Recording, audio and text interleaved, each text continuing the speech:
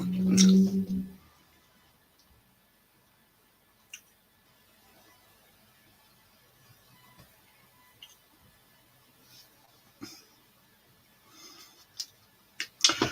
are live.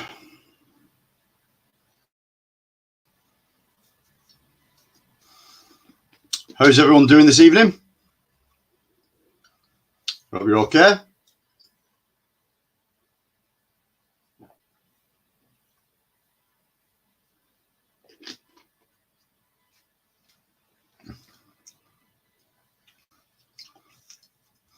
See a couple of people coming in the chat there.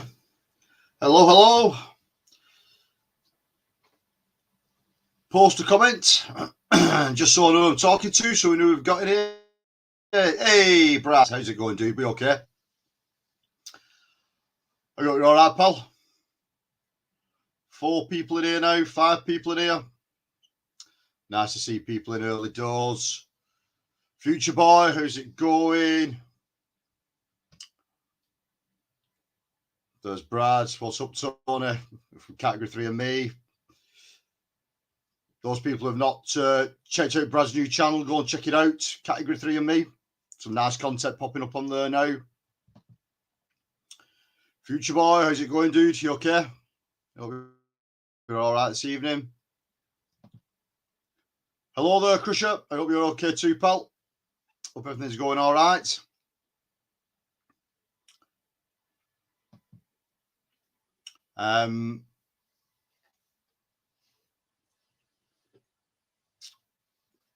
Those of you that regularly watch this channel know what kind of thing I'm into. We are going to have a look today, Future Boy, at the releasings of HMV. So you'll know my thing with HMV. Obviously, it's a store here in the UK. They have had a few of their own personal lines over the years. Obviously, you can just see some above my head here. We'll go over those. I'll do a standalone video for all that kind of stuff because that's really interesting, the stuff they did there.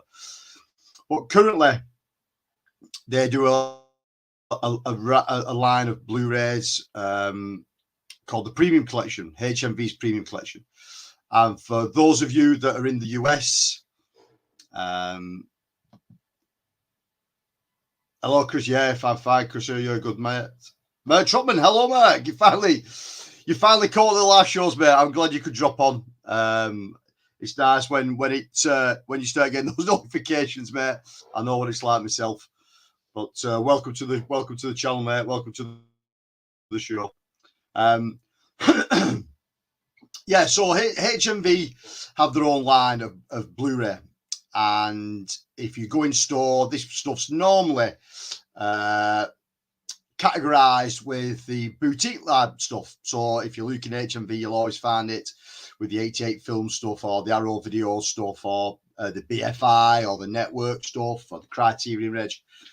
And I don't think it gets enough sort of love, really. I mean, I think a lot of people look at what the HMV line is and sort of poo-poo it a little bit, and they shouldn't, because for what HMV do for this line, for the quality of release that you're getting for the money that you're paying, it's exceptionally good. So I thought it's probably easy to do this on a live stream because there's quite a bit of this in my collection. HMV have put a hell of a lot of this stuff out. For you viewers and people that I know in the US, most of you people will probably be able to either grab this kind of stuff on the Paramount Presents line or the Warner Brothers Archive. Those two companies carry a lot of these titles. And I think that's where the majority of these scans are coming from, that HMV are using. Obviously, they're using this under license under these particular companies. So they take the film under license from whatever particular company it is and then put their own version of the Blu-ray out. And they do a really good job of it. And I think there's a close to 170 titles on the range now. And not everything's my cup of tea. You know what I mean? We'll go through some titles here, and a lot of this, yeah, you could probably say you would understand why I've got this in my collection, knowing the kind of film I'm into. And there's a couple of oddball titles or curveball titles in here as well, and we'll explain them as we're going along. But I think it's a really nice line. It's underappreciated, I think, in the UK. At the moment, currently in HMV, the majority of this kind of stuff in this line is 2 for £25, which is good. I mean, that's £12.50 a title. When the sale's on, which is normally about 3 times a year, these go down to 2 for £15. So £7.50 a title, which is bargain basement price, but you're getting a really sort of top quality product for the money. Hello there, Cody. How's it going, my friends? I hope you're okay. So we'll have a look at some of these titles. We'll delve into it. I'll break each title down, why it's in my collection, and we'll go from there. What I will have to do is, because the way these are presented, these come in a slip box, and I've got protectors on, so I'll have to take it off. We'll have a look at that, but we'll work our way through it. So the first title for me has a little bit of backstory to it, a bit of significance to it, and is The Forbidden Planet. Brilliant sci-fi film. If you've never seen this, we'll take it out of the protector.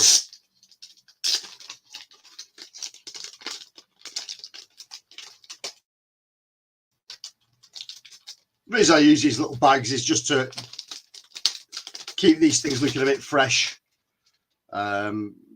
because they are in a slip box, and a lot of these slip boxes are matte finish as well. So the first one is Forbidden Planet. I would take it most of you know what Forbidden Planet is.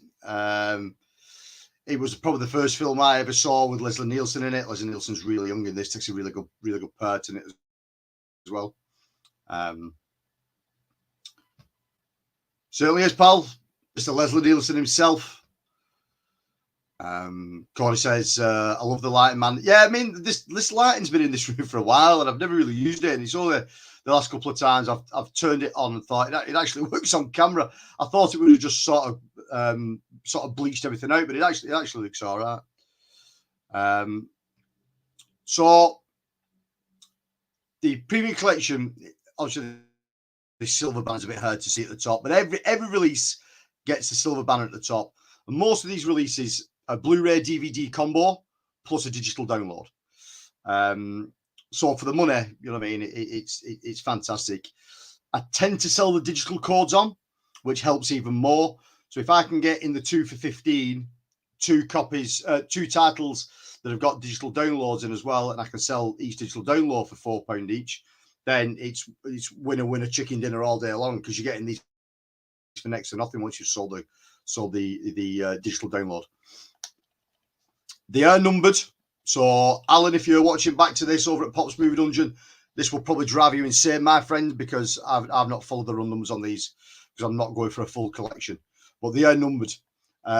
This being number 2. Number 1 being the film Them, if you've ever seen Them, 1950s sci-fi creature feature about some giant ants, which I don't own. But Forbidden Planet was one of the first films. Obviously, I'm a Star Wars generation kid. I was born in the 70s, brought up in the 80s, so Star Wars is impregnated into your DNA. But then when you sort of start branching out when you're a little bit older and you start looking into sci-fi, I dropped on Forbidden Planet, and that came through an old defunct form of media now, which was a little bit like Laserdisc. It was on vinyl instead. Used to put in these gigantic players. And Forbidden Planet was one of the first films we had as a family on that. So they always sort of, it's steeped in nostalgia for me, this one. Again, if you flip these to the back, they're pretty nice on the slipcase. So a few nice special features. What you'll find is a lot of these premium collection titles are hit and miss on the special features. Some are quite heavy, some you get none at all. But this one's got quite a few on there. So there's a few deleted scenes. There's 2 follow-up featurettes, the TCM original documentary on here, which is pretty good. A couple of more featurettes and short documentaries. And then the MGM Paradise TV series is on there as well. So you get a nice box.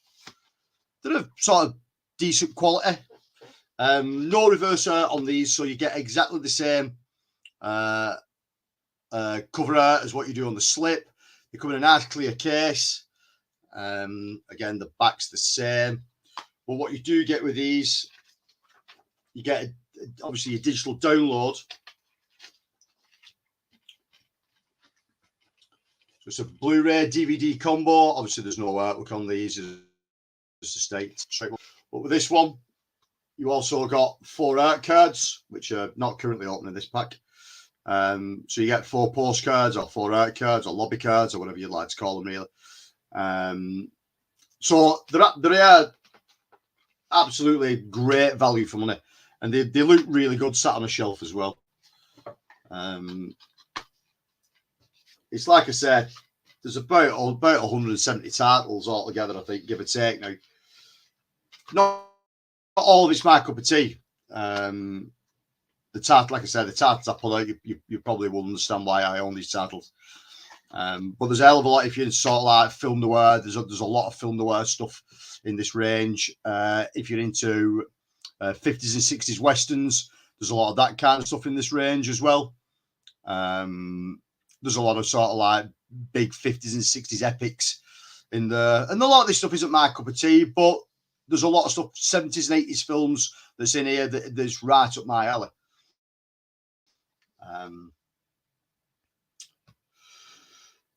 Mark says, this has been in my collecting wish list for some time now. You may tip me over the edge tonight. Mate, it's definitely a line that's worth looking at, especially when they're on special offer, especially when these are on 2 for 15. They are great value for money, £7.50 each. You know what I mean? You can't buy this stuff second hand for that kind of money. So, Mark, again, can't entirely take Leslie Nielsen seriously in this movie. Difficult to distinguish between his deadpan and his serious acting. Yeah, I mean, what I found with Leslie Nielsen in this is as a straight up actor, he's really, really good. Yeah, he's extremely young in this film, but he takes a really good part in it. And if you're into your sort of sci-fi or your B-movie sci-fi stuff, Forbidden Planet is definitely up there. It's a timeless classic, really. But I can see where you're coming from with that, mate. I mean, he's done that much comedic stuff over the years that I suppose it is a bit hard to take the slapstick from the straight. Like I say, we'll just plow through these. Again, you'll have to bear with me while I take them out the protective wrappers. So the second one, and it is Spine number 3, is another real good favourite of mine. I will probably say it's a film that's maybe as good as the original source material. It's hard to say. That's Charlton Heston and the Amiga Man. If you know me, I love sort of 70s, 80s apocalyptic films, and this is a really good one. There's been other sort of attempts of this film. I mean, the Amiga Man, I think, was the original title of this novel, and then I think Vincent Price did a version which was called the Last Man on Earth. I think there's a black and white version and a colour version of that film, which is a really good film as well. Vincent Price takes a good part in that. And then Charlton Heston put this one out as the Amiga Man. which is really, really good. If you're a Charlton Heston fan, you'll know this film. You will pretty much like it. And then Will Smith did I Am Legend, which is also based off the novel. Or was the novel called I Am Legend? I can't remember. The novel might have been called I Am Legend, and all these films are based off that one particular novel. And this is a really good adaptation of it. You know what I mean? It's a really good film. And again, if you're a Charlton Heston fan, you'll like it. A few special features on there. There's an introduction to the film, and there's a vintage featurette, The Last Man Alive, the Amiga Man. This one again is a Blu-ray DVD combo with the digital downloads. Again, in the clear boxes, which I really like.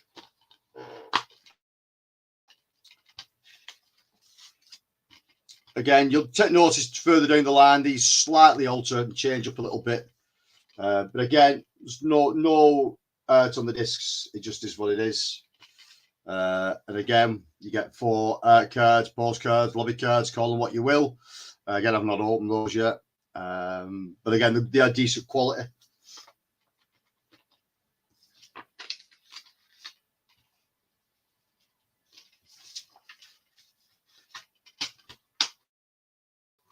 You know me. I mean, I'm more about slipcases all the time. Slipcases are a big thing for me. I'm not a slipcase chaser.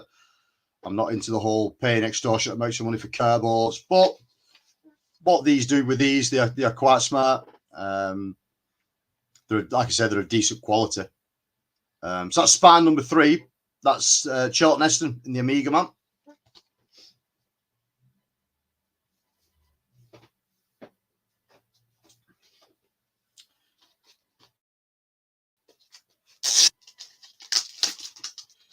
Next up is another Charlton Heston film.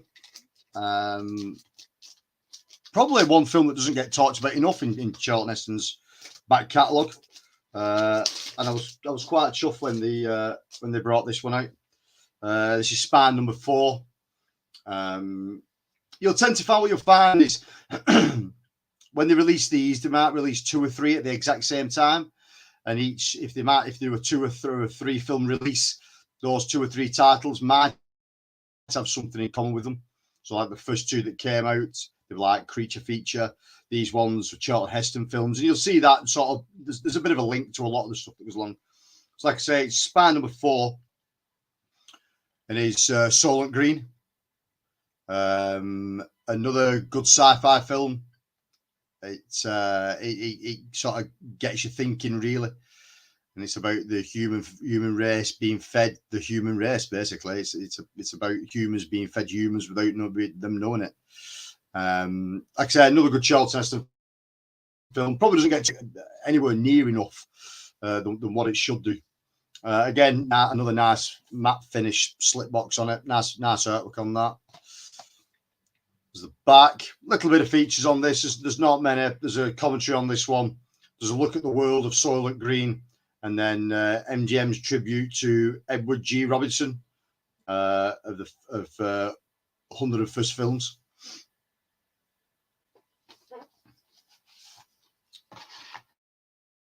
Again, clear case. Another one that was a Blu-ray DVD combo with a digital download. Again, nothing swanky inside these ones. They're just what they are. And all this stuff's still readily available. I only know of one title that's gone out to print in this range, and we'll get to that in a bit.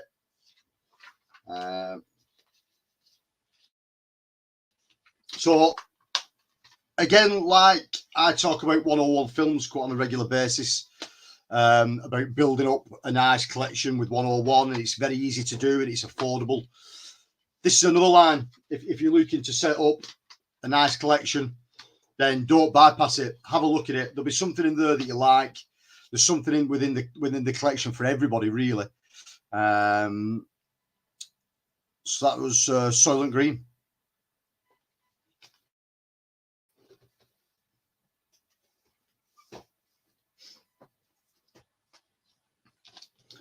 Mixing it up a little bit now, but staying within the sort of within the sci-fi genre. And again, I suppose it's a little bit post-apocalyptic, this one. You only sort of really find out at the very end what's been going on. But a fantastic film nonetheless. This is another one, this Blu-ray DVD combo with a digital download. And that's Logan's Run. Another really great film. Another one that I watched on a regular basis when I was younger. Excuse me. A lot of this stuff has been done time and time again, storyline, and I know this was another one that was ported over from a novel, and I know the novel was slightly different to the way the film adaptation was. And then a little bit later after this one, there was a TV series of Logan's Run that was okay. It was never as good as the film, but it was what it was. Nice artwork on the front of that one as well. There's the back. Special features are dwindling a little bit now. There's a commentary on there, a vintage featurette, a look into the 23rd century.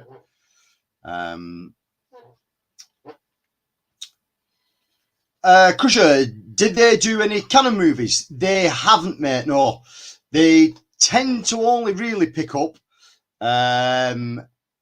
Paramount titles and Warner Brothers titles. You'll always see down the bottom there on any of these, you'll tend to either find the Warner Brothers logo or the Paramount logo, and I think that's because all these titles are coming from either the Paramount Present line or the Warner Brothers archive, and I think then obviously HMV are just buying the rights to put these out, and it's good that they do, because we won't get a lot of stuff otherwise out to that catalogue really.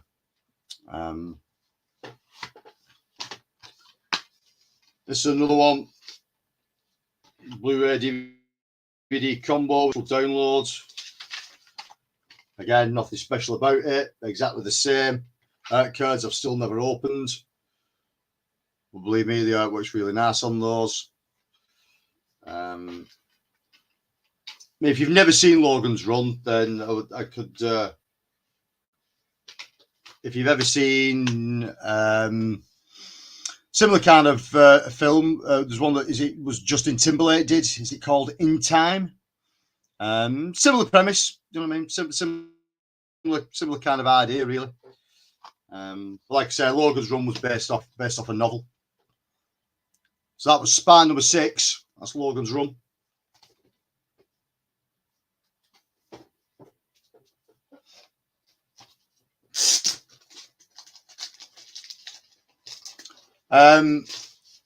Sort of start stepping up again now with some of this particular title has been put out. And again, it's a lovely slip box, this one, because it's in lovely nice matte finish and it sets it up really nice. And it is the extended edition of The Shining. Really nice release with one. I mean, every man and his dog must have released The Shining on Blu-ray and 4K by now. I mean, there's loads of variants on this you can pick up, but this edition is really nice. There's the back. Everyone knows this film by now. You know what I mean? There's no point going into this kind of stuff. A few special features on this one. There's a commentary on there's a documentary with Kubrick, and there's 3 mesmerizing featurettes. View from the Overlook, which is the crafting of The Shining, the vision of Stanley Kubrick, and Wendy Carlos, the composer. So they're on there. And again, it's another Blu-ray DVD combo with a digital download. Art cards are loose in this one, so I can show you that. Obviously, again, nothing to look at with the discs. As we go later down the line, you do start getting a little bit of artwork on the discs on these. But art cards are opening these ones, so there's the standard Shining, the standard image that everyone knows. And these are pretty good as well. They're like a glossy art card.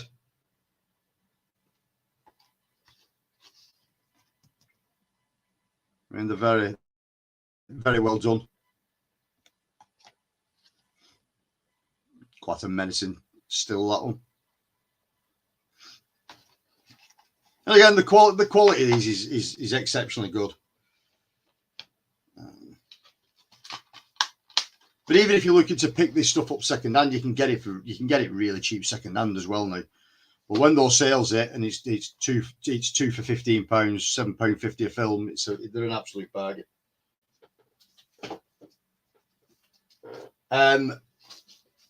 This next title is the only out of print title in this line, and this can go for quite expensive money. I was very lucky to grab this when I did manage to grab it. Instead of being a matte finish slip on this, it's high gloss. It looks very good. And it is another Blu-ray DVD combo with the digital downloads, but it is Little Shop of Horrors. So if I can get that out of the lights with that high gloss finish, is not rebending on it. Not really sure why this one went out of print. It's a bit odd, really. I've spoken to HMV staff over the years, and no one seems to know why it went out of print.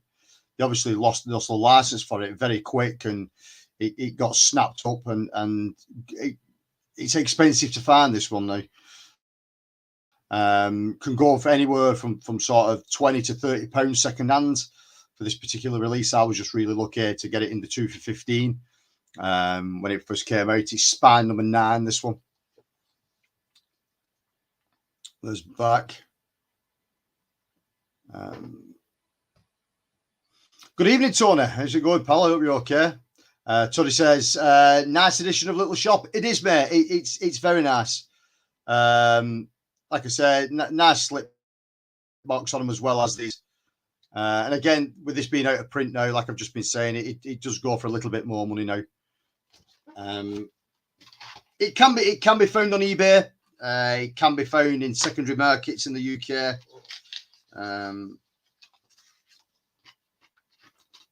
Again, it's another one that I've not opened the art cards in, but you're getting the general gist now. He's Blu-ray DVD combo. There's no sort of money spent on it, any reverse art or back art on this early stuff. Again, art cards aren't opening this one, but there we go. Now, from what I'm being told, is that HMV are due to get this back in one of their lines. So HMV have got another range of Blu-rays out, as well as these at the moment that are down a cheaper line. And I've heard rumblings that it's possibly going to get a release onto that, which is good if it does. You know what I mean? It's available to everyone then. Crusher says, never seen it, but I hear it's good. Little Shop of Horrors is amazing, mate. It's a truly good film. I mean, don't take the fact that it's a musical the wrong way. I am not the biggest fan of a musical at all, but this really works. It's an extraordinarily good film, and the sort of cast line up in this is fantastic. So check it out. It's also the director's cut as well, this one. But check it out, Crusher, if you've never seen it, mate. It's definitely worth watching. You'll enjoy it. So like I said, that was spine number 9.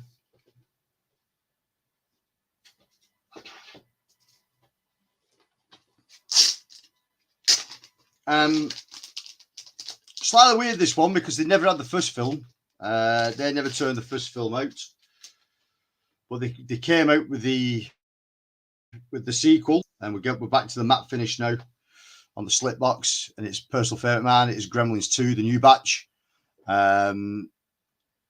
If you've seen Gremlins and you enjoy Gremlins, the sequel, Gremlins 2, is virtually a completely different film. It's as though they tried everything in their power to destroy this film franchise within this film. It does everything, including break the fourth wall in this film. It is fucking crazy. It's a crazy. But really good at the same time. The Gremlins are just completely out there. You've spider Gremlins and bat Gremlins and all kinds of talking Gremlins, and they just went ludicrous with it. I think to pretty much try and kill the franchise off, but it didn't really work. It just made this thing stand out a little bit more. Special features on here as well as, so it's a 20-minute, never seen. It's got 20 minutes, never seen 4 extra footage. It's got the behind the scenes documentary. It's got a couple of commentaries on there and a gag reel. I personally like Gremlins 2. I like Gremlins. I think Gremlins 2 just holds up just as well. Little bit of a change on the box now. You're getting the silver embossed badge where you didn't get on the previous ones.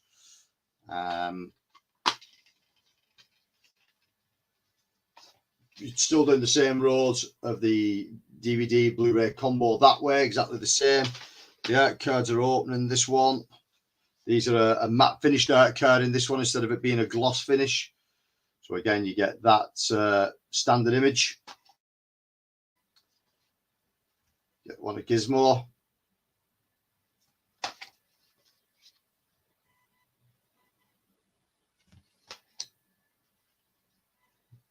Pretty cool. They even look good in the matte finish as well as.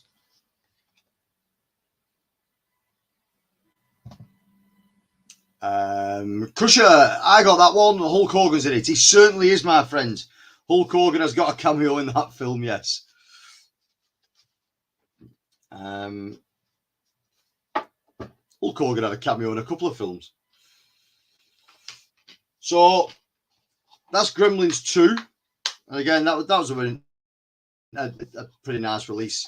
That's spine number 10 on that particular line.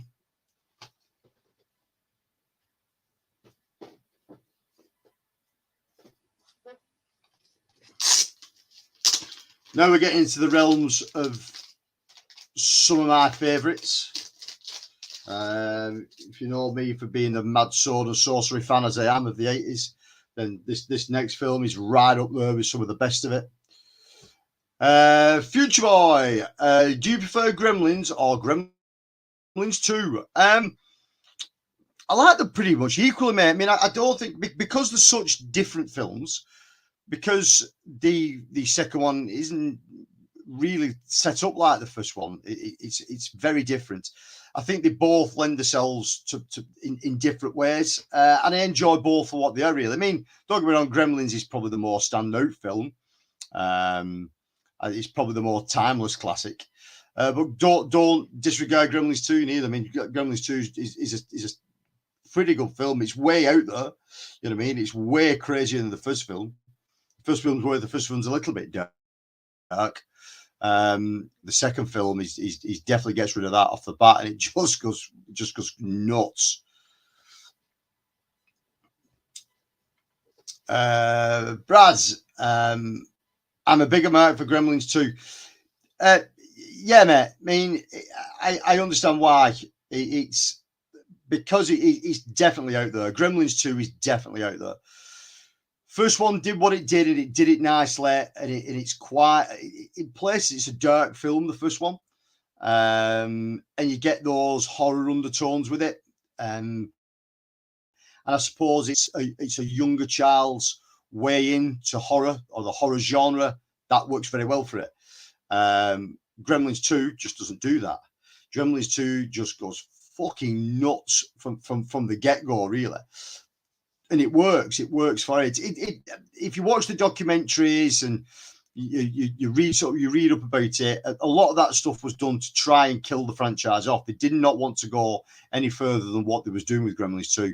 They didn't want it to keep snowballing 3, 4, and 5 films. They didn't want to keep making sequels, so they tried to kill it off. But I think what they did with it, they made a rod for their own back. They made a bit of a beast for it, and it's as much a cult classic as the first one is now. Is it a better film? Probably not, but it is a good film in its own right at what it does.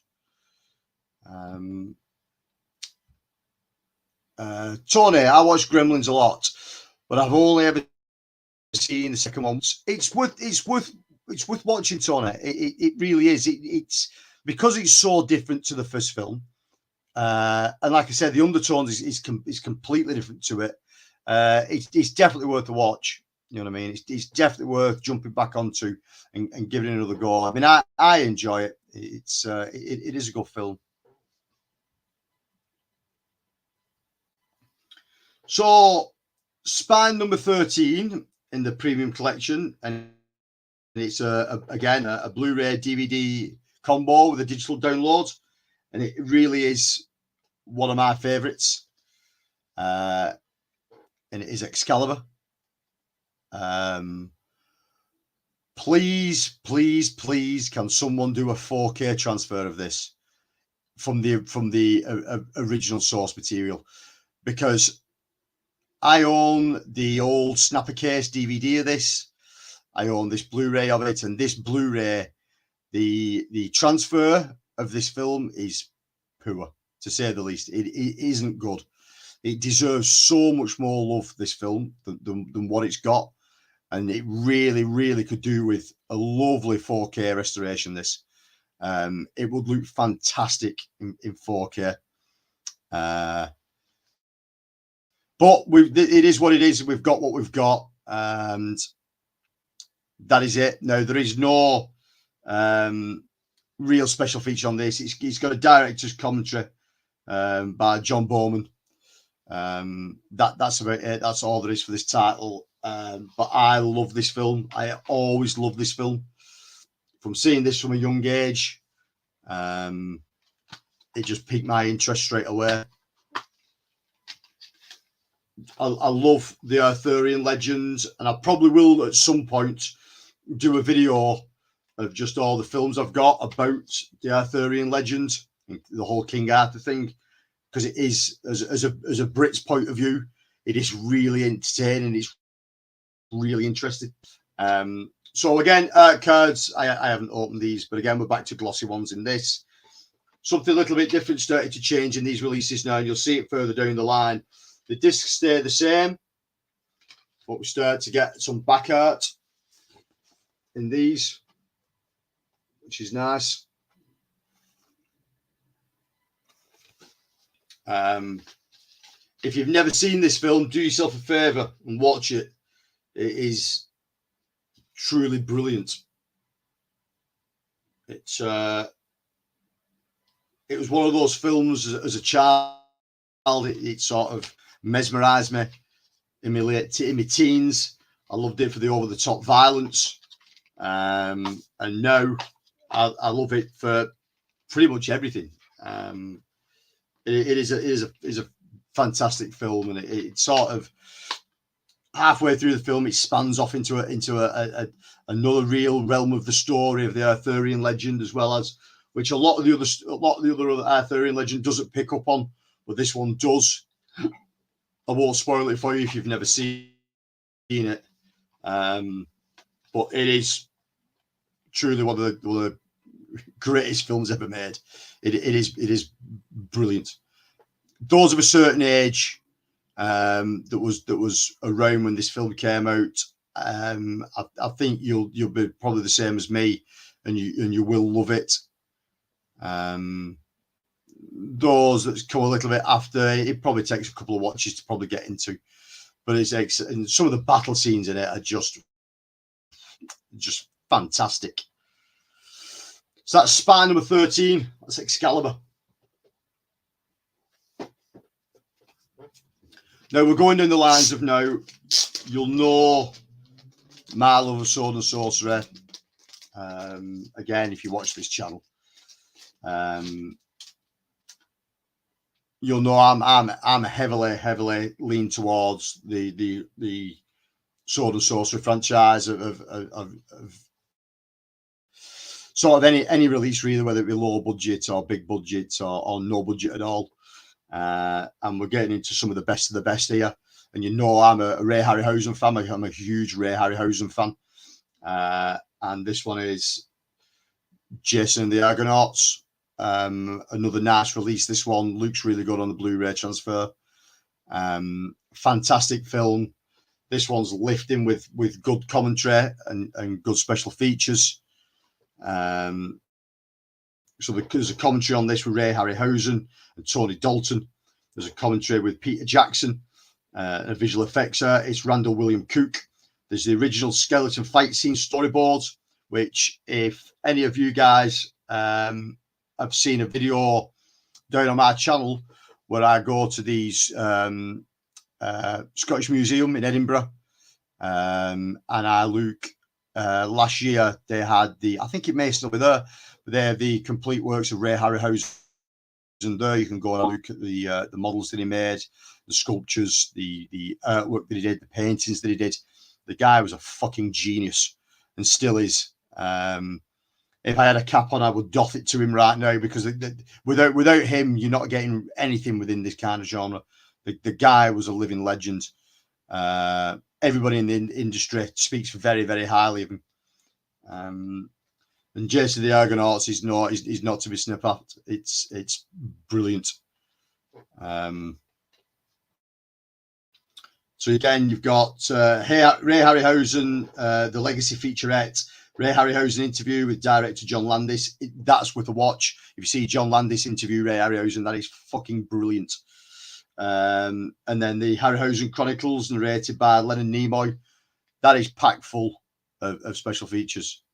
And if, like I say, if you're a Harryhausen fan, then grab yourself a copy of Jason the Argonauts. You won't be disappointed. And again, I think by now everyone knows this film. You know what I mean? Christ, it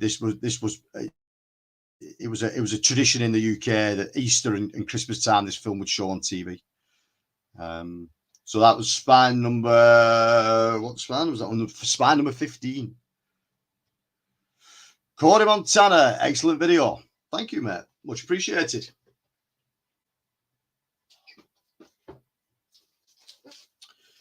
Again, my love of sci-fi crops up in a lot of this stuff that's been put out by HMV.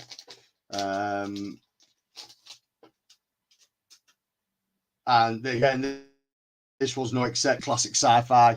Really good film, this. And it's The Time Machine by S.G. Wells. Great artwork on the front of that. Another fantastic film.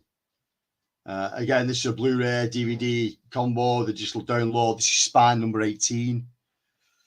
Again, a nice bit of artwork on the back. So a few special features, not much. There's a behind-the-scenes documentary of The Time Machine, The Journey Back, hosted by Rod Taylor and featuring Alan Young and Whit Bissell. And there's a theatrical trailer on there as well. So there's not much, but there's a little bit. Something is always better than nothing. Again, you can tell now the case with the silver embossing showing up regular now as this line goes on. And this line of film, this particular line's not been going for years and years of HMV. It's only been out, I think, since 2018. I think this line's been out. And discs are nothing changed. One black, one blue. But we have got some art coming off the back there, which is really smart.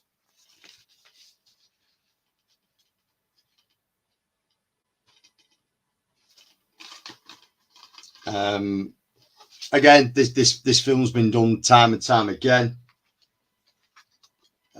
Again, art cards haven't been taken out. The art cards are still wrapped. I can't think, there was a remake done, I won't lie to say, mid-2000s, maybe. If anybody remembers, drop it down in the comments. I'm thinking mid-2000s, and I'm sure Samantha Mumba was in there as well. A young black female singer from the UK. I think it may have been one of her first acting roles. I'm sure it was Samantha Mumba.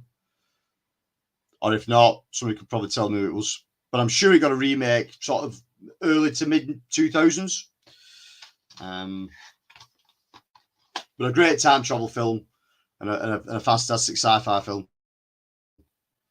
So again, that's Spine number 18. That's The Time Machine.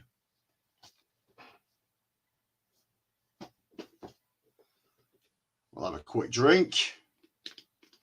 Again, if you guys have got any comments you want to throw down below or ask any questions about this stuff, just drop them in.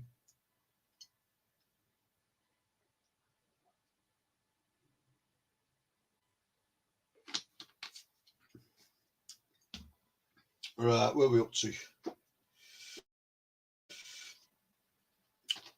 Again, more sci-fi, classic sci-fi now. And again, another film I don't think gets talked about enough.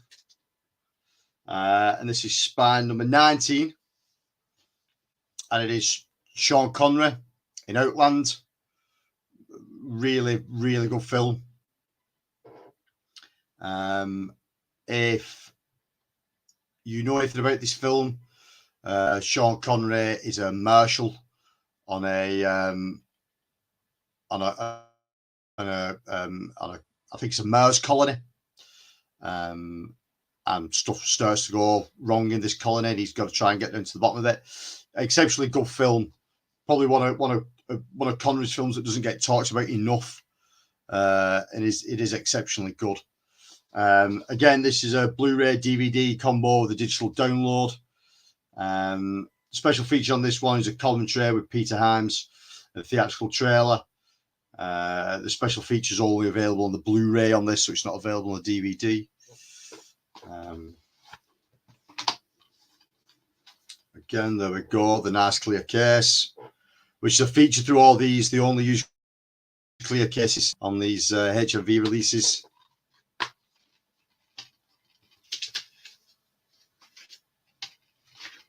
Again, some art cards that have still not took out the wrappers. Again, we go doing the realms exactly the same, but like I said, we start pulling some art in now, that's a really nice bit of art on that one. But if you're a sci-fi fan and you've never come across this film before, do yourself a favour, watch it. It is exceptionally good. Connery takes a really good part in it. You will enjoy it.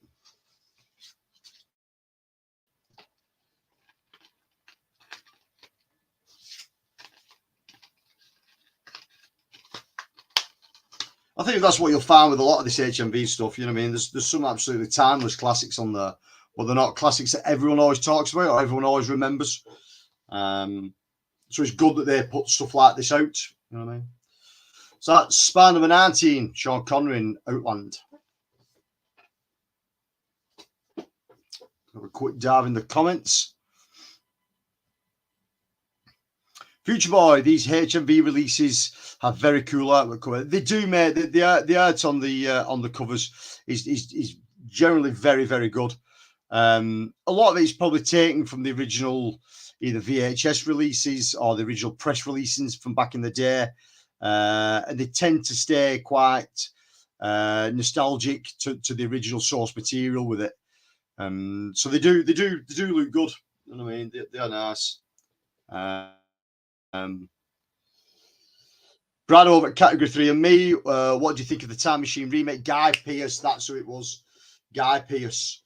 I'm almost sure that the female role in it is I can't even think what her name is now.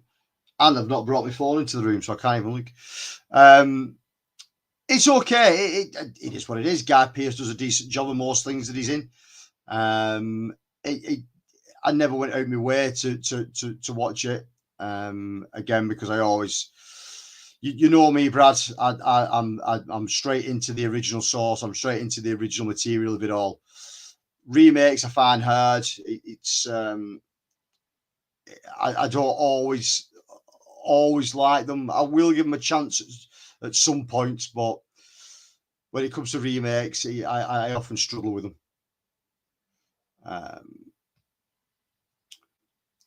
Rob Romano in the house. Hello, Rob. How's it going? Love both Gremlins, but I find myself going back to revisit 2 more than the first. Don't know why. Like I said, mate, 2's an extremely good film. It's very, very different to the first film, so I can understand why you probably go back to 2 more than 1. 2 probably offers you a little bit more than what 1 offered. 2 always felt like a less grown-up film than 1 did. 2 always felt like it was its cheeky twin brother.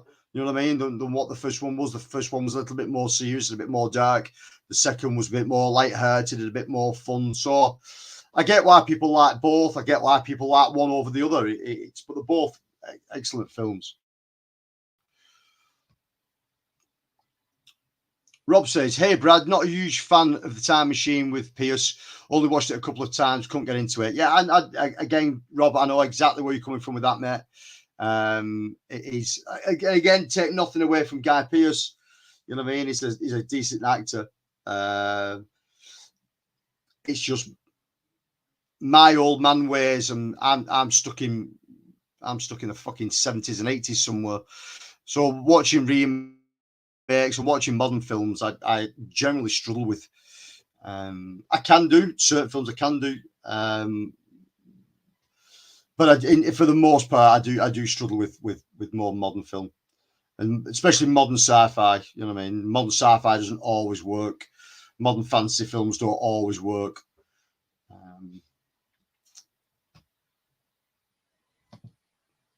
Crusher, Outland. I have to watch that movie.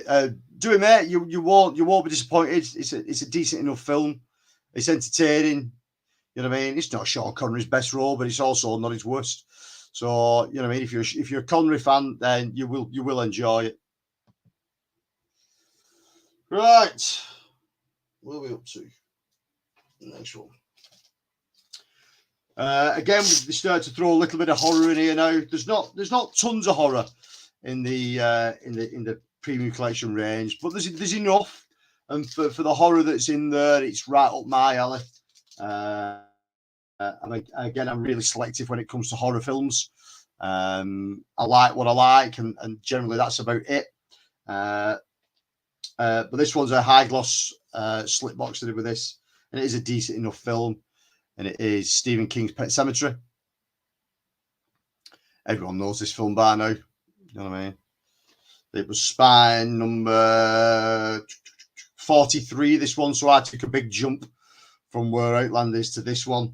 There's nothing in the middle of that does anything for me. There's a couple of Ray Harryhausen titles in there that I will pick up at some point. But it's not the outstanding stuff. You've got like The Valley of Gwangi in there and films like that, which I will grab at some point. But The Mighty Joe Young, I think that's in there as well as. So that's in between all that kind of stuff. But like I say, it's a big jump there to Spine 43 and Pet Sematary. Again, nice glossy finish. Blu-ray DVD combo again with a digital download. There's the back. Special features on this. Is a commentary by Mark Lambert. Sorry, by Murray Lambert. Stephen King. The Stephen King territory. The characters of the film and the filming of the horror. What's that? Again, nothing changes on these. The artwork never changes. On this one, difference being we're on a swing tray now for some reason. So they've gone with the obviously mass-produced DVD in this one. And then the standard Blu-ray. And then obviously you're getting some art on the back of there as well. Which is cool.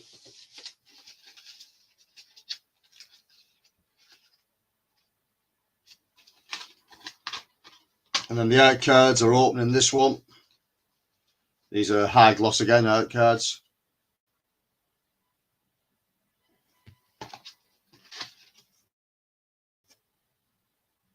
Really nice quality.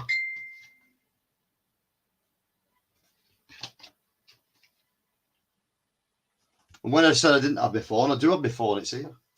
You hear it pinging in the background.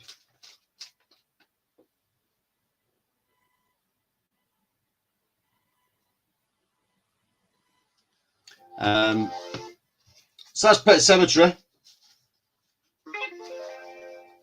I wish I'd never found my phone now, it won't shut up.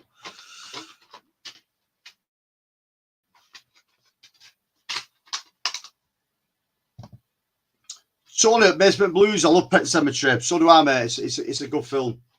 And it's a nice little release that they put out in this. It looks very nice. I mean, I know you'll probably collect the Paramount Presents line, won't you, Tony? And do you collect Warner Brother Archives things as well? I would imagine all these titles I've been showing, mate, they will be available in the US in one of those companies or the other. I've seen the Paramount Present stuff. They have the nice sort of like front opening slip box, and it shows you the poster art on the inside. I think I've seen a few of those from the Paramount Presents line. They always look really nice. Right. We are back with some Ray Harryhausen classic now. This is Spine number 56. Again, Blu-ray, DVD, and a digital download. Clash of the Titans. Absolutely adore this film. It's beautiful. It's a work of sheer genius in places. The Harryhausen stuff is exceptionally good in this. Again, not many considering it's Harryhausen. There's not much on the way of special features. The only special feature on this is the conversation with Ray Harryhausen and a thing called a Myths and Monsters Gallery. So there isn't much. It's a nice matte finish slip box on it though.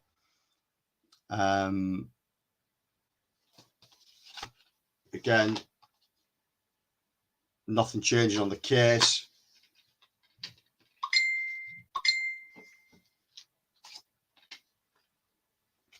Again, back to the black DVD and the blue Blu-ray. Nice bit of artwork with the Kraken. Again, if you look down on my channel and you go to my Ray Harryhausen video, you'll see where I filmed the Kraken of the original model that was used for this film when I went to see it in Scotland. Phenomenal exhibition if you're into Ray Harryhausen. It is truly brilliant. But a little bit different on this release now. And if Mr. Johnny Walker's watching back, Mr. Johnny Walker is in the chat, he will love this because it comes with a booklet. Oh, you get some reading material, Johnny. And it's a decent, you know what I mean? It's a decent booklet. There's a good 30 pages in there. And it breaks down the characters to the actors and the sort of myth and legends behind the whole film and the whole story of the film. It's a nice little read. So instead of putting out cards in this one, you got a nice booklet in it as well, as which is a bonus.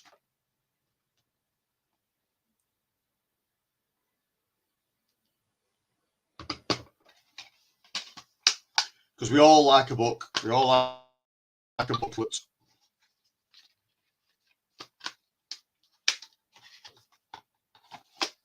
So that was Spy number 56. And that is Clash of the Titans. Fantastic film.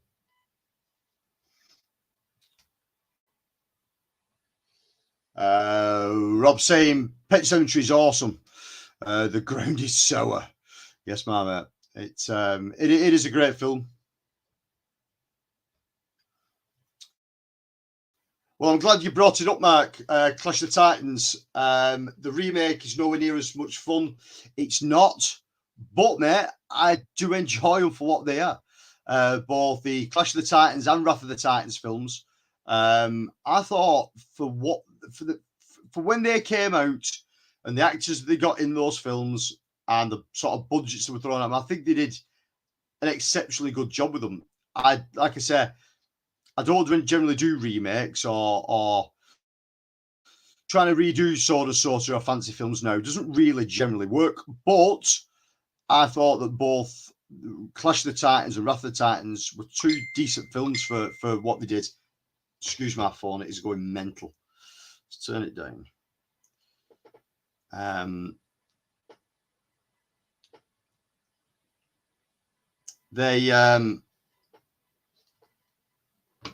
I thought they did an exceptional job with them, and I did enjoy them. They look pretty good in 3D as well. I mean, both of the Clash of the Titans and Wrath of the Titans are both available in 3D.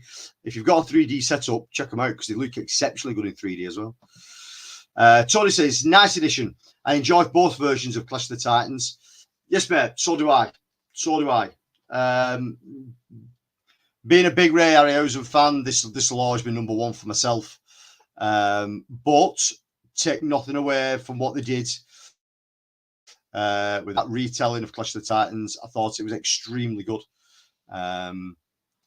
Again, is it as much fun as this? Like Mark said, it's probably not, but it's still very, very good, and it's still very accomplished at what it did. Rob says original Clash is epic. Watched that movie more times than I care to admit. So have I, mate. Like I say, I just love this kind of stuff. It never goes out of fashion. It never goes out of style. How can people not love that? You know what I mean? It is truly brilliant. So that was Spy 56. That was Clash of the Titans.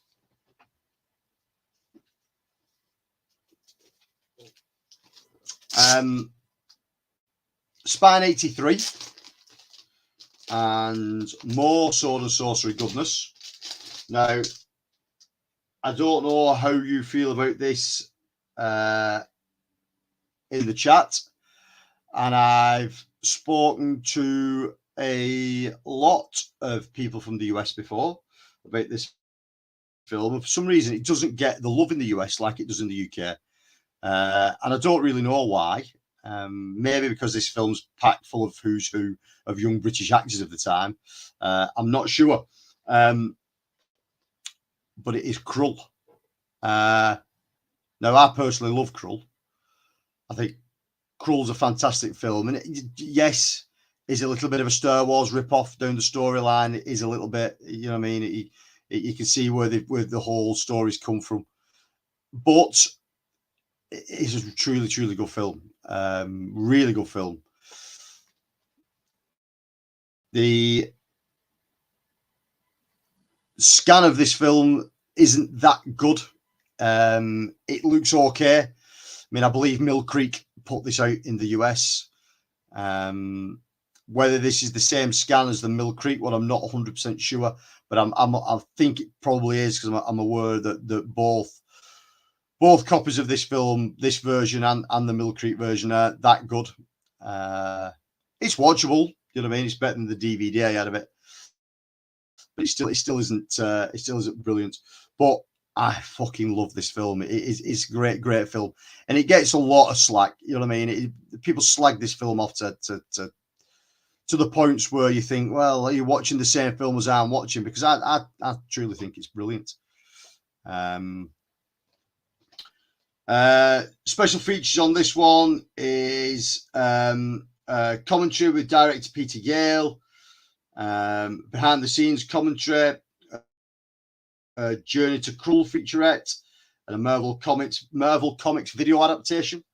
I remember seeing this at a very, very young age, and it's one of those films that stuck with me. There's a young Liam Neeson in here. There's a young Robbie Coltrane in here. It is truly brilliant. You know what I mean? Special effects, it still hold up pretty well. I love it. The only thing you can say is, for as much sort of attention and on every piece of artwork you ever see, the glaive on in Krull, and it's up there as well. The glaive's there. It's in the film for about 6 minutes. It's got 6 minutes of screen time.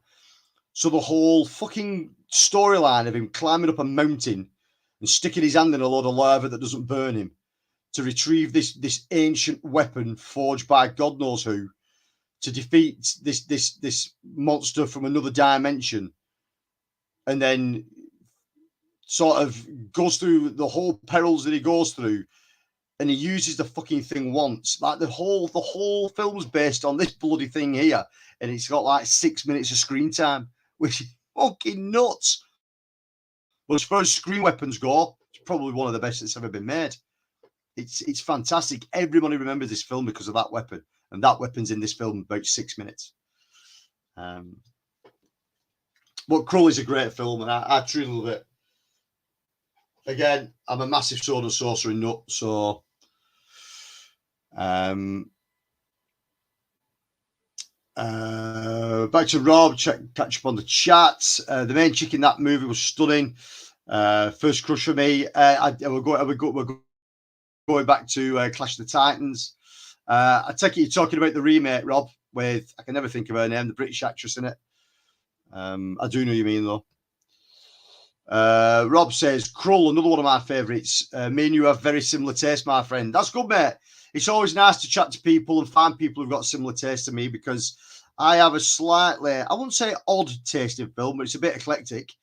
You know what I mean? I'm massively influenced in sci-fi and sort of high fantasy, sword and sorcery stuff. That's it for me. And then action films. I'm a big action films, and horror comes at the back of it for me. And don't get me wrong, I do like my horror stuff and everything, but the whole sword and sorcery and sci-fi stuff is where I'm at straight away with both feet.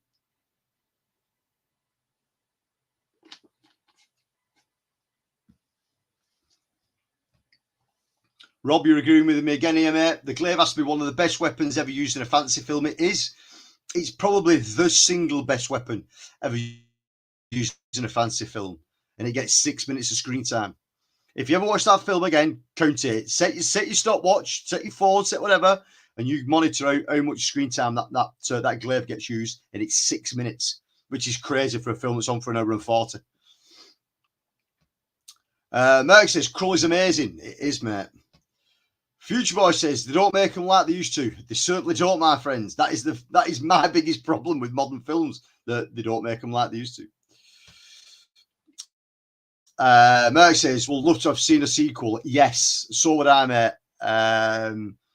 Obviously, it bombed at the box office. I mean, it was an absolute stinker. It found its home on the home media market when it came to VHS. It became a bit of a cult classic when it came to VHS. But as a cinema release, it fucking did nothing. It pretty much bombed. I think that's probably the reason why we never saw a sequel to it. Right, where are we up to? This one's a classic as well. And again, another sci-fi film that isn't talked enough about. And this is another one that's really, really good. This is Spine number 94. This is another matte finish. Now, this is where things start to change up with what HMV do.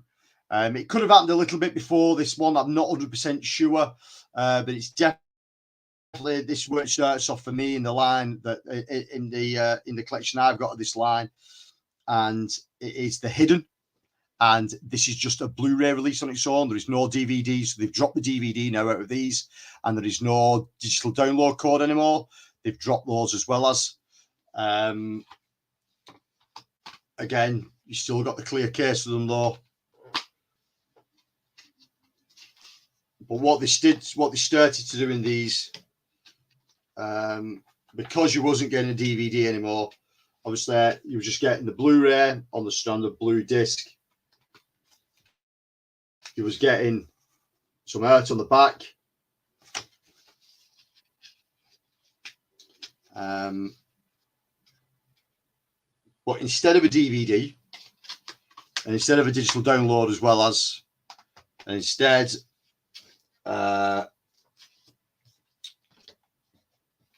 they put in your art cards, so you still get your 4 art cards, but they started putting in mini posters.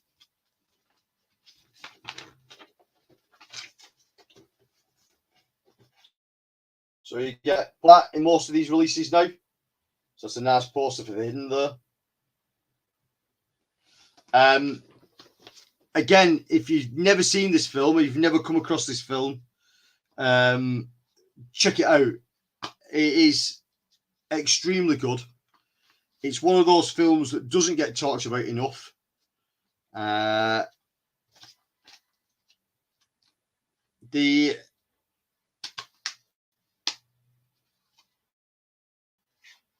The actor that's in this, I can never think of his goddamn name.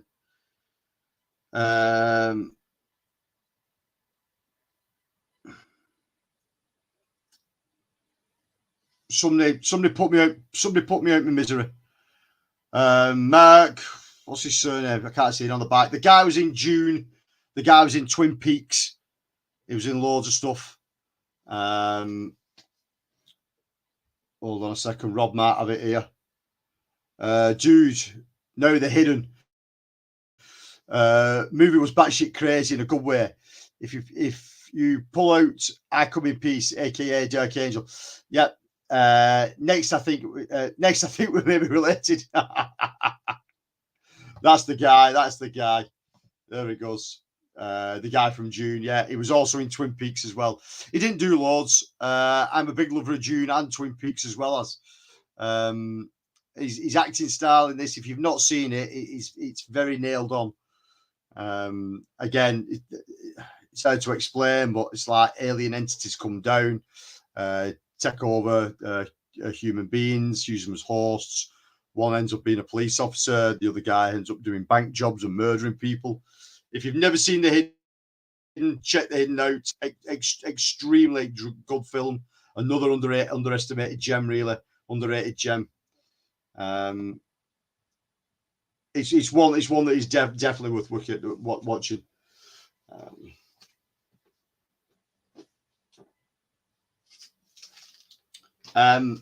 This one was probably the last pickup for me in this particular line. And it's been out a while.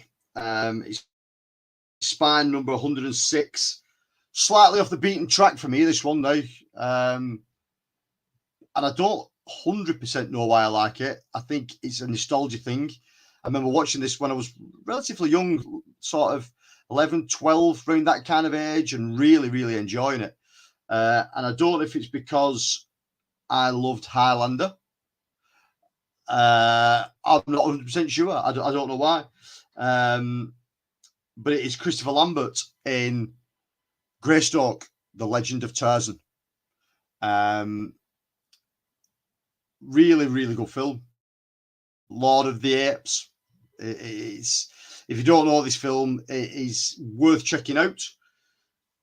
It goes on quite a bit. It's basically, obviously, it's a Tarzan film, but you get to see him from how he ends up being brought up by the apes in the jungle, and then how he's found again by his family, and then how he's brought back to the family estate, and then how he doesn't sort of fit back in with the family in the family estate, and then how eventually he just goes back to the jungle, because that's all he knows. Christopher Lambert is Christopher Lambert. I like Christopher Lambert, but fucking hell, he's a wooden actor. You know what I mean? But I like him, and I think that all stems from Highlander. I fucking love Highlander. Highlander's a fantastic film. But Tarzan, Legend of Greystoke, Lord of the Apes is really, really good. If you've never seen the film, check it out. All the special features on this one is a commentary. Well, it's a commentary by the director Hugh Hudson, and a theatrical trailer. That's all that's on this. But if you've never seen it, give it a go, give it a try. Again, it's still just, we're back to one Blu-ray.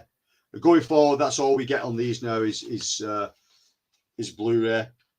Again, some off the back of a young Christopher Lambert when he's in the jungle being brought up by the apes. I mean, again, if you've, I can't think who did the special effects for this film, but there's a documentary somewhere that relates to this film with a guy who did the special effects for the apes, and the apes were all people in suits, and that makeup is unreal. The apes look real while they're showing you Christopher Lambert in one part of the film. Truly amazing makeup. And the expressions that are captured on these areas, truly astounding how good it is. So if you watch it for only one thing, watch it for that, because it is unbelievably good.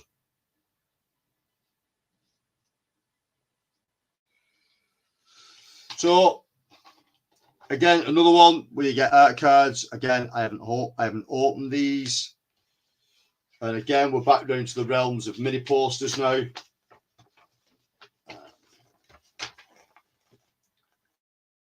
That's the mini poster for that one. There's a passage from the film at the top. But a good film. A good film. Don't say no about it. It's one of Christopher Lambert's better films because he has done some shit.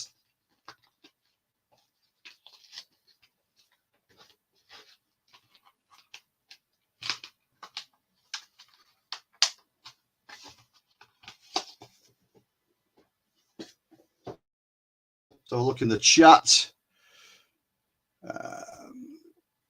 Rob says, awesome stream, man. Time to go to work. I'll catch you in the next one. Take care, my friend. Rob, thank you very, very much for dropping in, mate. It's very much appreciated, dude. P.S. If you haven't seen I Come in Peace with Dolph Lundgren, check it out. Based on what I've heard from you, you will love it. Right up your alley. I know the film, mate. I do not own a copy of it, but I have seen the film. I do know the film. It's not one that I own. It's not one that's in my collection, and I have got a good chunk of Lundgren films, but it's not what I own. But again, Rob, mate, thank you very much. You have a good day at work, my friend, and we'll speak to you again soon, mate.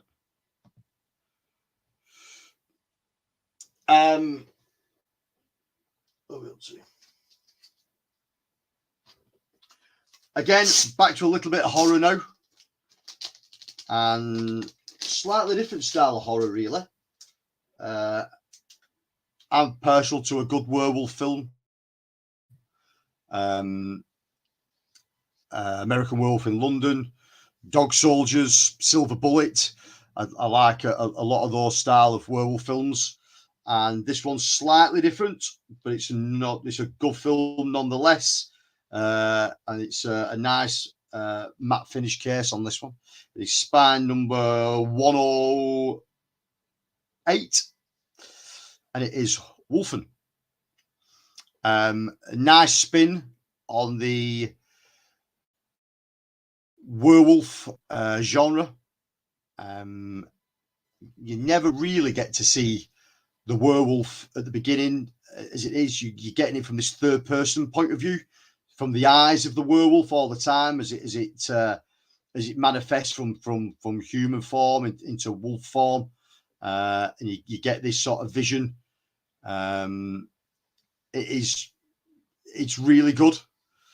There's the back. There is no special feature from theatrical trailer, which is a shame, really, because I imagine there would be some decent stuff knocking around in the archive for this. Again, just like that.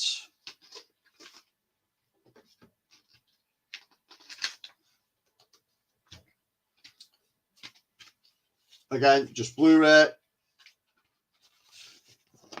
Nice bit of artwork on the back.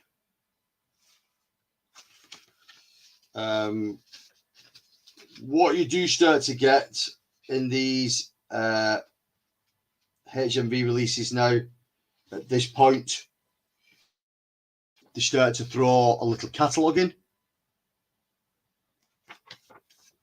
So you've got like a little tick-off catalogue. So you can mark off the titles that you've got. At this point, this was Spine 108. They're a little bit further down than this. They're probably into about 120 or 130 when this catalogue came out. So there's a hell of a lot of titles. I mean, it's probably my camera will not focus in on that. There's a lot of titles in it. There's a lot of titles in the catalogue. Again, more art cards that I've not opened.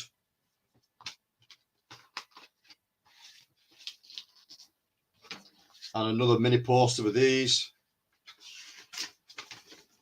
which is out of all the posters I think that's come with these, I think this is the only one that's not the original. It's not the same artwork as what the slip is or the boxes, and it's really smart. So it's like the original VHS poster. Get some of the glare off that. It's proving difficult. That's a really cool poster. That's smart. Only thing wrong with these posters, they're slightly odd size to frame. I think they're slightly under A3 size. So framing them's a little bit difficult. Otherwise, I've got loads of other ones like that framed. Like all the ones above me here, they come with a mini poster.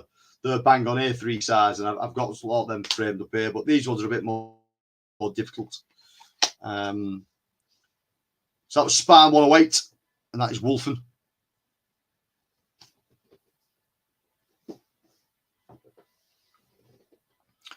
Let's have a look in the comments. Crusher says Team Wolf, laugh out loud. Future Boy, highly recommend Late Phases, a really good werewolf film, very underestimated.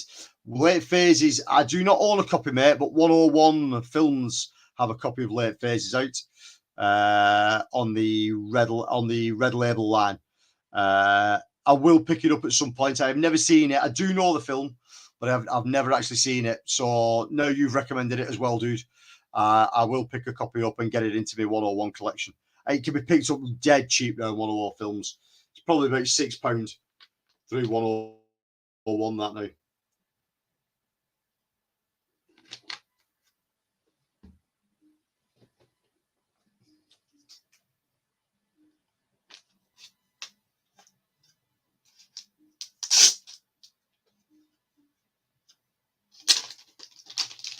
'80s classic now. Everyone knows this film. It's nice to see that they started to get into a bit more of the 80s classic kind of stuff on this line, because it deserved it. I think it deserves more of it, to be honest. There's a few titles that are sort of like slowly filtering out into this line that's sort of like big 80s classic films. But this is right up there with it, and it is Pretty in Pink. Again, another nice addition.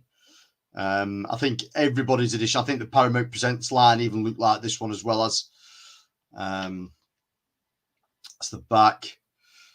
Nice high gloss slip box, this one.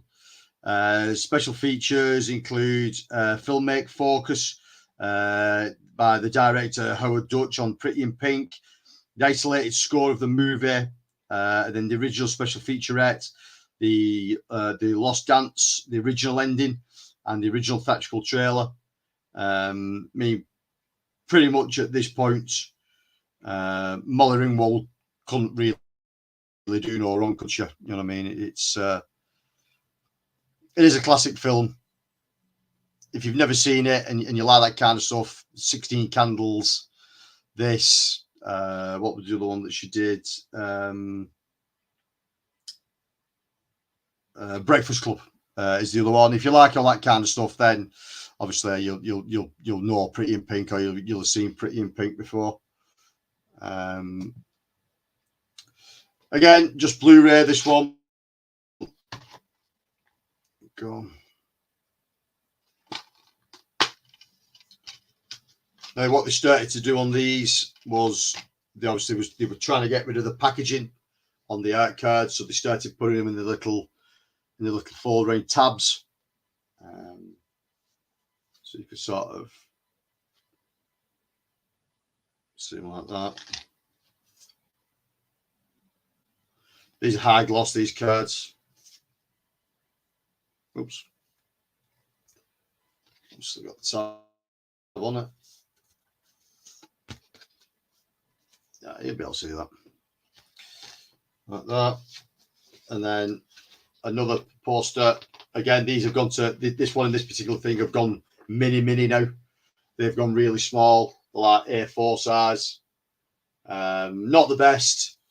In fact, it's as far as posters go, it's probably the worst one that there is in this particular line, which is a shame, really, because the Wolfen one's brilliant.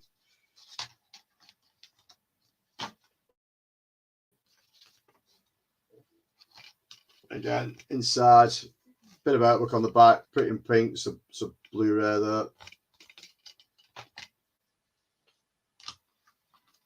Nice to see that they mixed the Blu-ray up. They've gone with just a standard silver one on this one.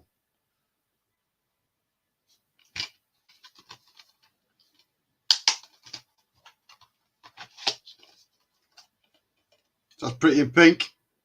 Spine number 121.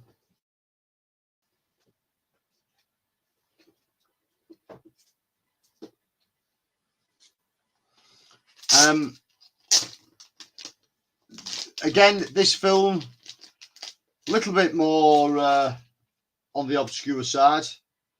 Again, glad they put it out. It's more sort of a dramatic thriller, I suppose, than anything else. This it's a Michael Crichton film, as well as Albert Finney and James Coburn. And it's the bit of an obscure title, this one, but it's a decent film nonetheless.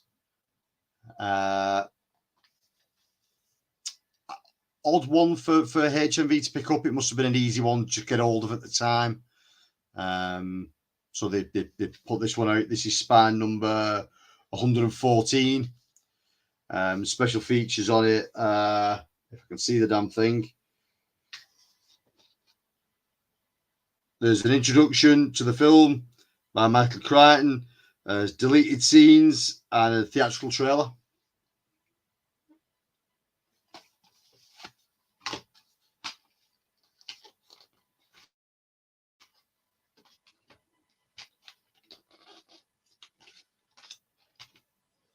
Back with the blue disc. Bit of artwork on the back. There's your catalogue again, where they're up to title wise. Like some art cards, but they've gone back into the plastic film. I don't know why. And then we've gone back to the larger poster, the more A3 size. So you get the A3 poster like that. Again, a more obscure title. Decent film nonetheless if you've never seen it. It's definitely worth a pick up. I mean, what I will say is everything that I'm showing you tonight, I am fans of these films. I don't buy films. I don't blind buy. I don't buy. I'm not a completionist. I will only buy what I like and what I've seen before. So everything here is here in this collection for a reason.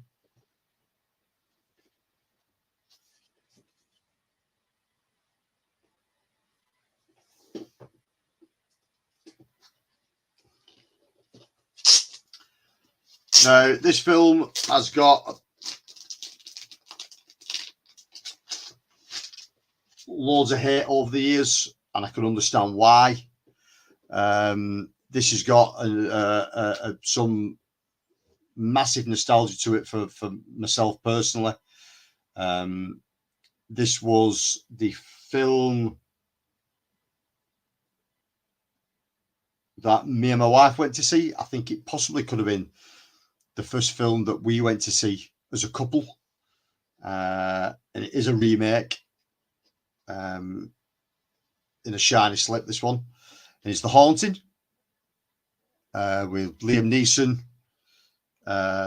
Catherine Zeta-Jones, Owen Wilson, and Lily Taylor. It's probably the biggest slow burning film of all time. I mean, Christ, nothing happens for about an hour and 20 minutes. Like nothing happens for about an hour and 20 minutes. And then for like the last 20, 25 minutes, it all goes off. But this is more nostalgia for me all in this one. Again, because it's one of those films that I think it's possibly the first film that me and my wife ever saw together. This is Spine number 120. Special features on this new filmmaking focus. Director Jean-Don Bonce on the Haunting in HD. Behind the scenes featurette, a theatrical teaser trailer, and a theatrical trailer.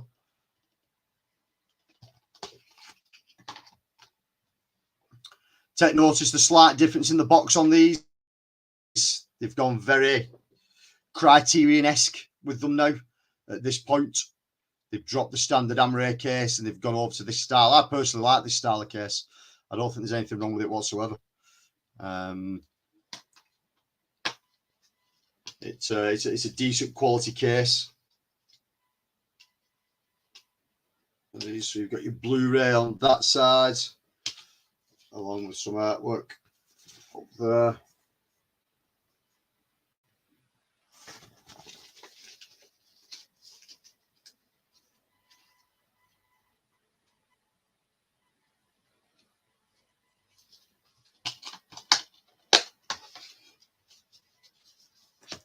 Glossy art cards on this one. Catherine Zeta-Jones. Another one of Catherine Zeta-Jones. Liam Neeson. Lily Taylor. Probably one of the best parts of the film, where all the cherubs around the bed start to come to life and they're talking to her. And again, this one, for some reason, they went down the lines of the mini poster, which that's the theatrical poster of that one. Again, not a terribly good film, but also not a bad film. It's just really, really slow, really slow. It's a shame because the original film's very good.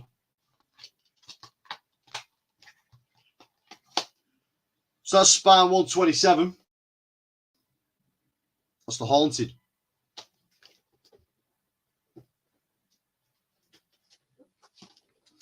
Back to a bit of action adventure.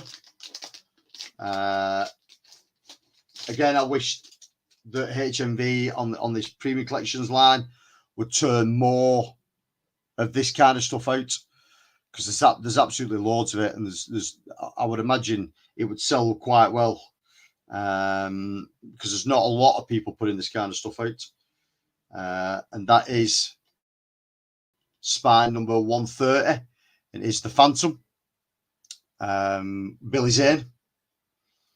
The Phantom is probably, if my memory serves me, is the oldest serving comic book hero. Again, somebody tell me in the comments below if I'm incorrect, but I think I'm correct in thinking he's the oldest serving comic book hero. I really like this film. It's got things like it's very Indiana Jonesy in places. It's got that sort of superhero thing in places. You get a sense of the whole adventure of it. It's good. I do enjoy it. It's a nice slipcase it's in, as well as absolutely no special features at all on this one. There's nothing.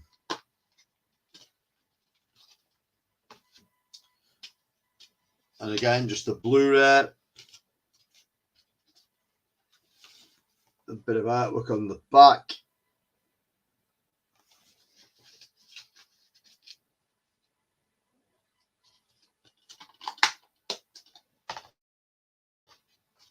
Some nice eyeglass art cards. Another one with Catherine Zeta-Jones in.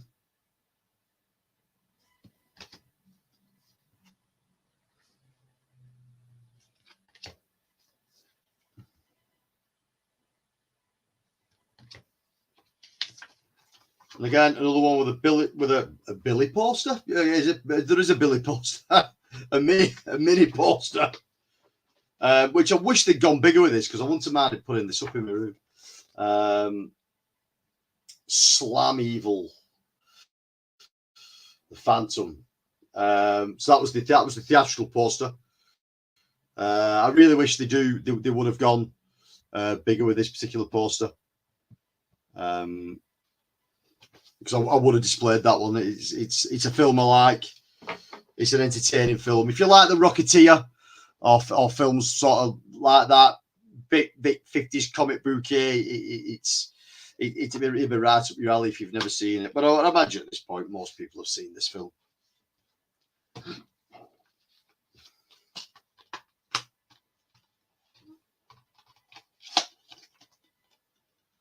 The Phantom, number 130.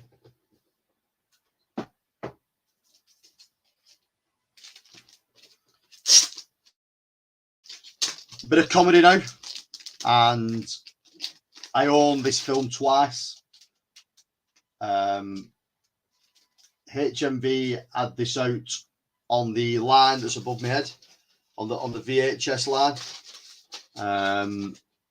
and then for some reason re-released it on the Premium Collections line as well as, and it is Trading Places.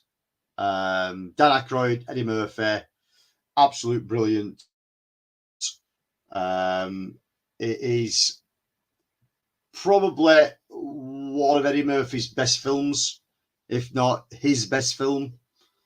It's back. Plenty of special features on this one. There's a new filmmaker's focus with director John Landis on Trading Places in HD.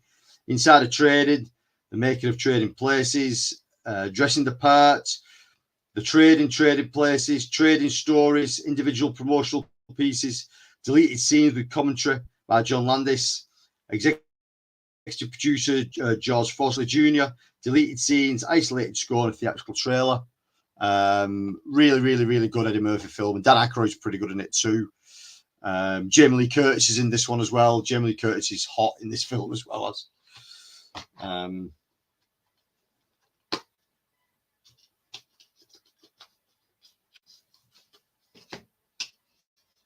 Again, Blu-ray like that. They're all gone silver, the Blu-ray now in these. The artwork there.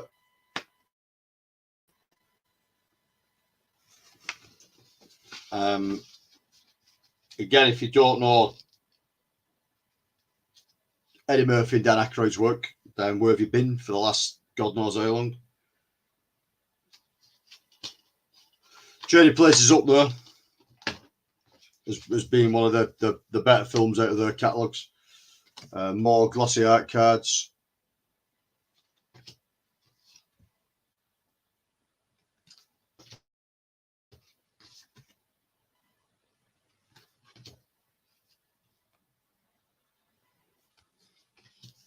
Again, another mini poster. Again, with these mini posters, I don't know why they just didn't stay with the A3 one. The A3 one's a lot better. It's a standard the theatrical release poster.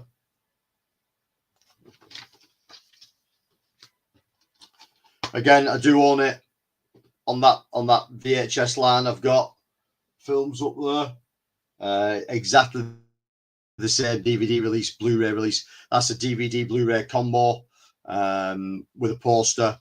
Poster's slightly different in that, but it's the same Blu-ray in there. It's the same special features. Also, as well with those up there, you get a bubblegum card and a trading card in with them as well as. Trading Places, span number 132.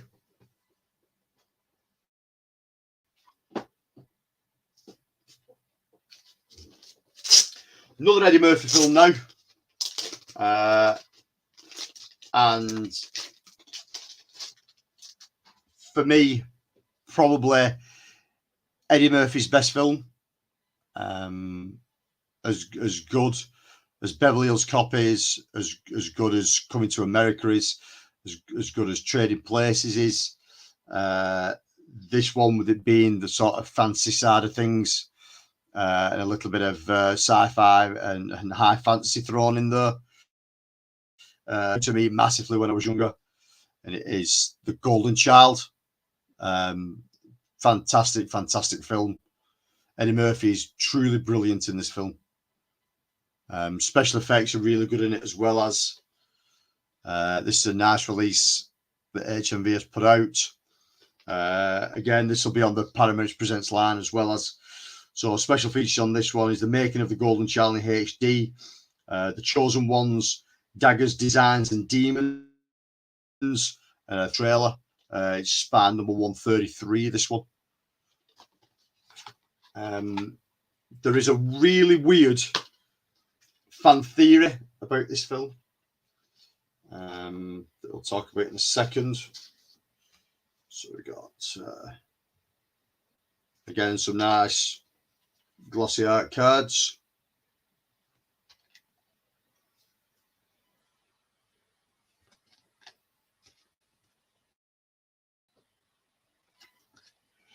And a poster, excuse me, I'm yawning.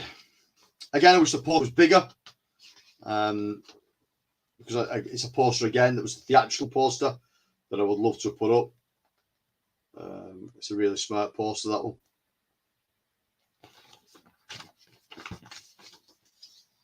Now, the weird fan theory of this film, if you don't know, is that the timeline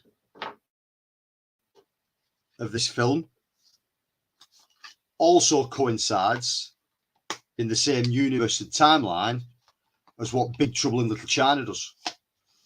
There's numerous sort of like theories on it, and it's all just pure nonsense. But if you put the two films side by side, you can sort of see where people are going with it. You can sort of see how people are putting two and two together and making four. You know what I mean? It's a great double feature. If you put this and Big Trouble in Little China together, it's an outstanding double feature if you're going to do it. And you can sort of understand how the two films could be in the same timeline or in the same universe. But The Golden Child is just fantastic. I mean, the whole I Want the Knife is just classic Eddie Murphy. That's The Golden Child, Spine 133. We've got one left. We have one left. This is the last one. And it is another great film. I don't have many war films in my collection. It's not a big thing for me, war films. I don't mind a war film. But I don't generally go in that direction. But this is an exceptionally good film. Especially me being in the UK and being a football fan, it probably means more to what it does in the people in the US. And it is Escape to Victory. The cast in this is just unbelievable. It is a who's who of acting with Michael Caine and Sylvester Stallone and Pele, the footballers in there. Max von Sydow, Max von Sydow is in there. It's a great film. Escape to Victory. If you've never seen it, it is worth a watch. Again, the only special feature on here is a theatrical trailer, which is a shame. This one, again, we've gone backwards again now with the Blu-ray cases, but we've gone with a more modern Blu-ray case. So it's took the sort of just left the embossed thing in there, but not gone with the semicircle, with the sort of egg kind of shape, the rugby ball shape.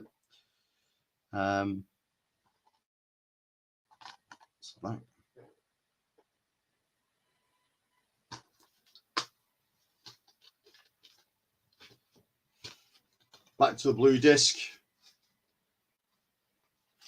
Again, that artwork on the back's great because it's the team photograph, which works really, really well for something like this. Stallone in the middle there with the blue one, playing the goalkeeper. Great film. Great war film. Great sports film. One of those films that when people talk about Stallone, forget that he was in this. It is a great film. Again, art cards, they've gone bungling back up in the plastic for some reason again, which you thought they'd done away with. And then again, this is a newer release. This one, they've gone back to the larger poster, which I like. I prefer the A3 style poster.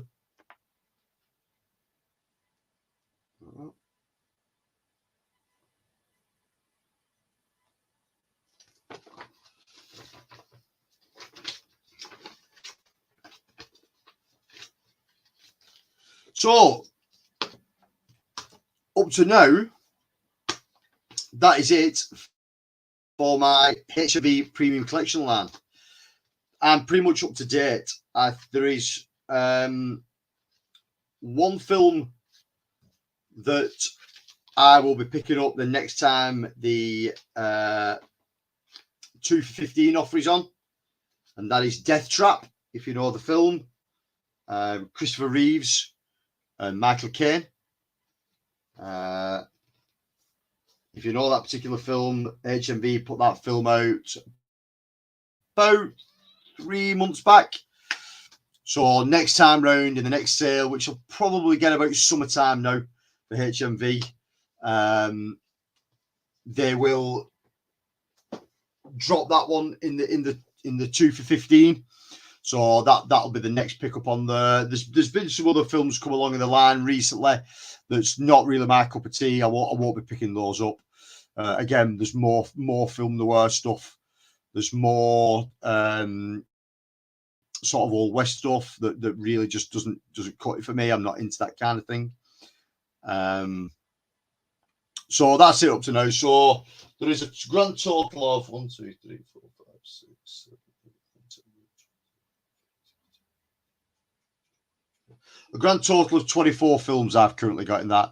And I think the range currently stands at around 150 something. Hold on a second. What's fine would have said that was? That's 143. So it may be pushing into the 160 marks, I think, at the moment. But no doubt they'll be putting some more stuff out very soon with the kind of film that I'm into. And that'll come into the collection then. But until then, I'm pretty much done with that line at the moment. Should get caught up with the chat. Future Boy says, awesome. Thank you for sharing. You're very much welcome, Future Boy. You know what I mean? It's not every day you guys in the US get to see this kind of stuff. So I'm always quite happy to share it. I will do some more in-depth videos on this kind of stuff. And I'll probably break them down to like 5 films an episode, and I'll do more in depth where I just set them up in front of the physical release, and I talk through it more, give a bit of more information. So they'll be coming soon. This HMV line above my head here, we'll get to this, but we'll get to that soon as well, because also that's a great a line to collect for, as well as. Mark says, really great chat. Love those films. Thank you so much. Have a great weekend, all. Have you too, Mark. Thank you very much, mate. I'm very much glad you've been able to join in with us this time, and it managed to notify you in time when I was going live. It's the joys of YouTube, I think, my friend. It does what it wants when it wants. But I generally try to come on here every Friday night. If I can't do a Friday night, I'll drop on a Saturday night. And then you'll find me in other places, as well as you'll find me over on with Brad from Category 3 and me. You'll find me and him chatting from time to time. You will also find me and Johnny Walker from Johnny's Boutique Podcast. You'll find us chatting along with Brian from Brian Goes Blue and Alan from Pop's Movie Dungeon. You'll always find those guys chatting. The difference being is, because I'm in the UK, there's the guys who are in the US. Time zones and time differences make things a little bit more awkward and a little bit more different. But we always try and work around that. So you'll find me dropping on their streams or dropping on their videos from time to time, and vice versa. You'll find them dropping on mine. 16th of April. Stick it in your calendar. I'll put it up on here very soon. But we're going to be doing a large panel full live stream. Currently, it's about either 6 or 7 of us that's going to be on a large panel live stream that I'll be hosting, and we're going to be looking at everyone's top 10 favourite Arnold Schwarzenegger films, which should be interesting. So that's something else we're going to be doing very soon. Like I said, those names I've mentioned, I'll drop some links down in the descriptions down below. Go and check out some other people's channels. Go and send them the love over there. Tell them that Anthony sent you from Master of the 80s. They'll know exactly who it is. But for all those that have joined in, thank you very much. They've been sitting here all night. Again, big thanks to Brad. You've sat in here all night, mate. Keep them coming, Tony.